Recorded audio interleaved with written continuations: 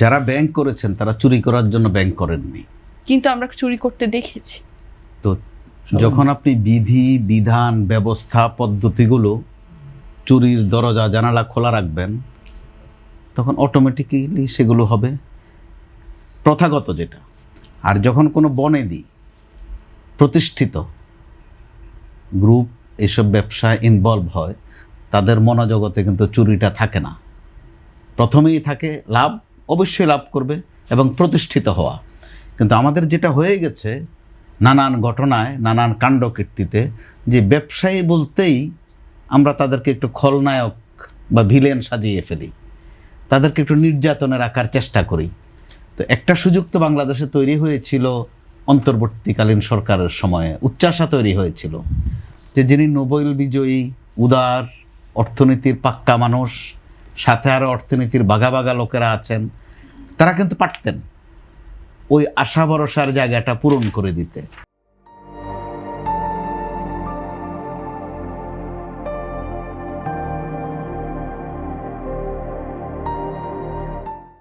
কিন্তু আমরা 1.5 বছরে দেখেছি তারা ব্যাটারি চালিত রিক্সাওয়ালাদের সাথে কথা বলেছেন, তারপরে সিটি কর্পোরেশনের ঝাড়ুদার অ্যাসোসিয়েশনের সাথে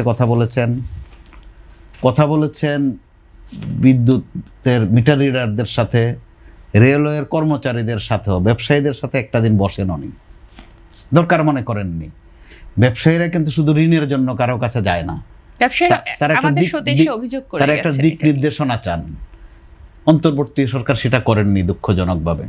এই সরকার কিন্তু এসে ব্যবসায়ীদের সাথে বসছেন, কথা বলছেন, এটা ব্যবসায়ীর আস্থা পাচ্ছে।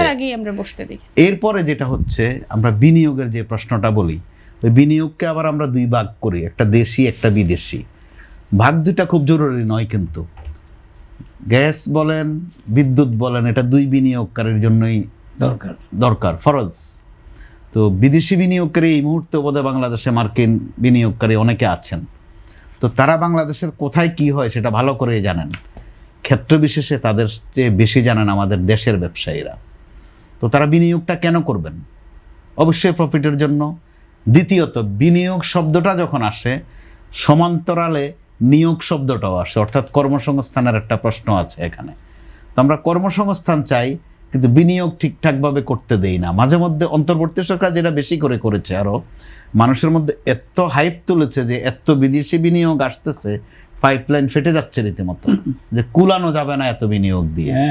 তো এগুলো বলে মানুষের বদদোয়া কামাইয়ের মতো কাজটা করেছেন, এত উচ্চাসা দেখিয়েছেন। একদিকে বিদেশি বিনিয়োগের গল্প শুনিয়েছেন, আরেকদিকে আমাদের দেশীয় বিনিয়োগকারীদের কল কারখানা কিন্তু বন্ধ, সমানে বন্ধ। কত কর্মচারী বেকার হয়েছে আমরা এখনো জানি না ঠিকভাবে। এই বেকাররা এখন কোথায় আছে, কি করছে, ওইটাও জানি না। তো যদি এই সরকার যেহেতু অ্যাটেনশন দিয়েছেন এবং কর্মসংস্থান সৃষ্টির আশ্বাসও দিয়েছেন, যদিও এখানে একটা ব্যাখ্যা করেননি যে এই কর্মসংস্থানটা সরকারি কত, বেসরকারি কত।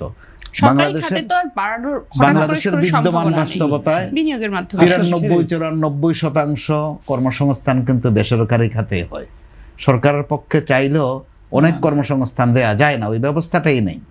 তো এরকম একটা জায়গায় যদি সরকার সত্যি দেশি বিদেশি খুব একটা ভাগে না গিয়ে, অতি আলোচনা না করে বিনিয়োগের একটা পরিবেশ তৈরি করতে পারে, কর্মসংস্থান যেমন আসবে, সামাজিক স্থিতিশীলতাও আসবে। যারা বেকার আছে তারা কে কোথায় কি করছে আমরা কিন্তু জানি না। বিতর্কিত খবর কিন্তু খারাপ। বেসরকারি খাত থেকে আসা সম্ভব কিনা, দ্রুত আসা সম্ভব। সরকারি একটা নিয়োগ প্রক্রিয়াও তো মাসের পর মাস, বছরের পর বছর চলে যায়। বেসরকারি খাত কিন্তু সরকার কিন্তু বেসরকারি খাত কিন্তু খুব দ্রুত সেটা নিতে পারে, তারা ফাংশনও করতে পারে। তো ওই ক্ষেত্রে সরকার যদি বেসরকারি খাতকে সত্যি ওই ঋণ দেওয়ার জন্য ব্যবসায়ীরা বসে থাকে না, প্রণোদনার জন্য সবসময় বসে থাকে না, তারা একটা নীতিমালা চায়, সহায়তা চায়, পাশে চায় সরকারকে। তো ওই জায়গাটা যদি এনশিওর হয়, আমার বিশ্বাস কর্মসংস্থানের প্রশ্ন দেশে একটা ঢেউ লাগতে বাধ্য।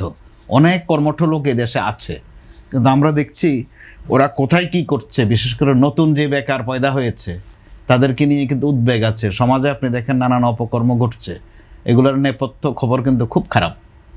অর্থাৎ পুরনো কর্মসংস্থান ছিল যাদের, তারা যে বেকার হয়ে গেছে, তারা এখন কি আকারে আছে নাকি নিরাকারে আছে আমরা জানি না। আমাদের কাছে এ সংক্রান্ত কিন্তু কোনো তথ্য নেই।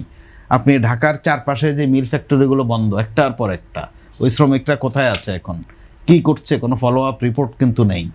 অতএব ওগুলো একটু ভাবনায় নেওয়ার বিষয় আছে।